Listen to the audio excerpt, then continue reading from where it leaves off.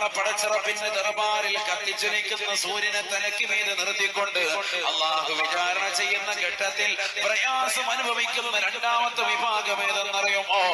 അൽ മന്നാൻ.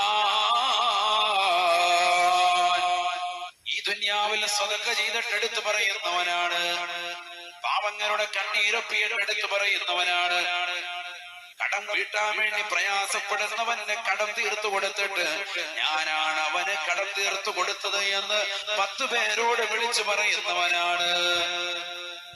ഞാൻ ചെയ്ത സദഖകൾ എടുത്തു പറയണേ എന്ന് പറഞ്ഞുകൊണ്ട് ഖാദി ആരോട് നിർബന്ധം ചൊലുത്തുന്നവനാണ്. അഥവാ ജനങ്ങളെ കാണിക്കാൻ വേണ്ടി സദഖ കൊടുക്കുന്നവനെ അൽ മന്നാൻ, സദഖ കൊടുത്തിട്ടത് എടുത്തു പറയുന്നവൻ നാളെ അല്ലാഹുവിന്റെ കോടതിയിൽ ശിക്ഷ വാങ്ങുമേ എന്ന് ഹബീബുനാ ശഫീഉനാ റസൂലുള്ളാഹി